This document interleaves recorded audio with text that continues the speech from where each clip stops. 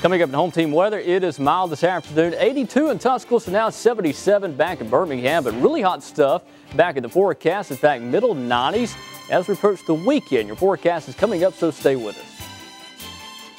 New jobs are on the way to West Alabama. We'll show you how you can get one. Plus, the Tuscaloosa City Council is about to vote on zoning changes for the tornado recovery areas. Find out what it could mean for the entire city. We're glad you're with us this evening. I'm Terry Brewer. Lynn Brooks has the night off. We begin tonight in Picken County, where the Federal Bureau of Prisons is looking for nearly 200 new employees. The details on the new prison and these new jobs are both in our top story at 5 o'clock. Associate Warden Gina Padroni tells us the Federal Bureau of Prisons is looking to fill 188 positions at the new women's prison in Aliceville. That was the purpose of a job fair at the Aliceville City Hall today. The positions range from maintenance to corrections officers. The associate warden says the inmates will start entering the facility this November, and the Bureau will start interviews at the end of June. The Bureau says employees will deal directly with inmates, but will be fully trained. Well, the agency is very good about training people on how to deal with inmates, offenders, and our main tool in our tool belt, if you will, is communication. We mostly manage by talking, communicating with them. The prison is built to hold up to 1,500 inmates. To find out more information or apply for one of the positions, you can find a link to the Federal Bureau of Prisons website on our website. That's WVUATV.com. Well, changes are in the works for the residential areas of Tuscaloosa. The Tuscaloosa City Council will vote on zoning changes tonight. The changes would affect residential communities impacted by the April 27, 2011 tornado. Tuscaloosa Director of Planning and Development John McConnell says these proposed zoning changes should benefit businesses trying to recover. He says the new plans will allow for more dense homes, meaning homes that house more people, to be built closer to business districts. In order to get those businesses reinvesting and back on their feet and bigger and better than they were before, we have to put a lot of dense residential around them.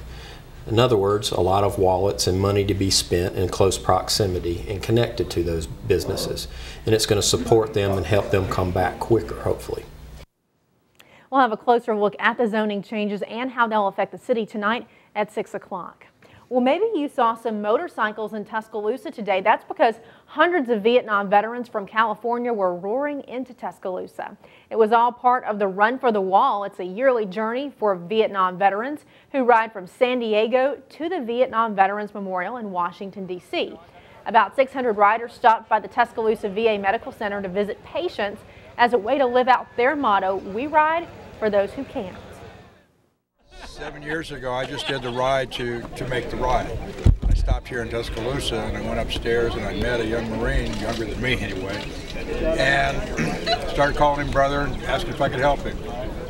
He said, "You really want to help?" And I said, "Yes." And he said, "My mom's dead, my dad's dead, I'm eating the same stuff every day." He said, "Brother, please take me home." And I lost it right there, and I've been back every year.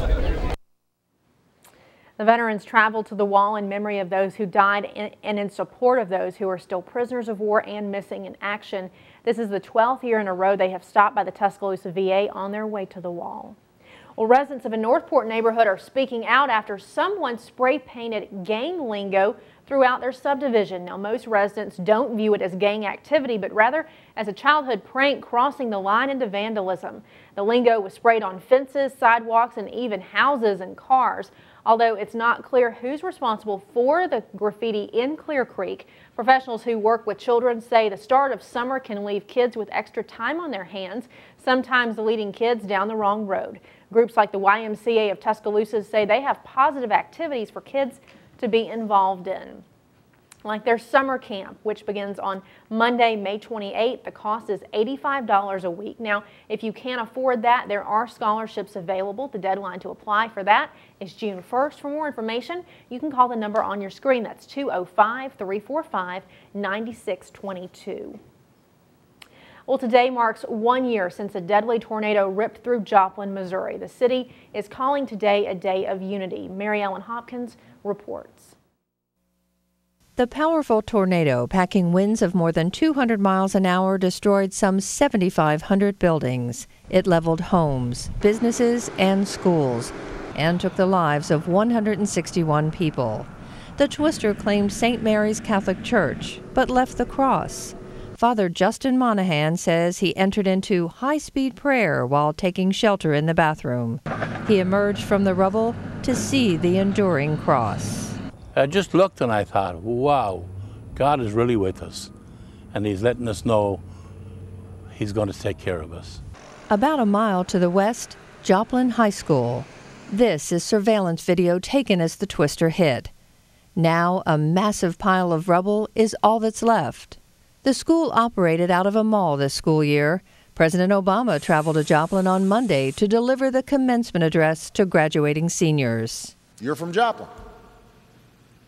So you'll always know that it's always possible for a community to come together when it matters most. Joplin's mayor says the city is slowly getting back on its feet. A year later, Joplin is on the mend. We're on the build and we're doing good, but we're going to do better. We have a long road to travel, but the way that everybody is joining together and unifying and chipping in, we're going to make it.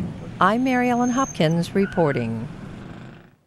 Now a health warning for baby boomers. U.S. health officials want all of that generation to get tested for hepatitis C. The Centers for Disease Control and Prevention says everyone born from 1945 to 1965 should get a one-time blood test. CDC officials say more than 2 million baby boomers are infected. The virus can take decades to cause damage and many people don't know they're infected. Hepatitis C is most commonly spread through sharing needles to inject drugs, but before 1992 it was also spread through blood transfusions. Dr. Mary McIntyre with Alabama's Department of Public Health says there is no reason for alarm, but people should be tested as a precaution. I believe in that during that time frame, there were a lot of things going on. People even when it came down to blood transfusions and the blood supply not being safe like it is today, and a number of issues with risky behavior that people may not even know that they're at risk from.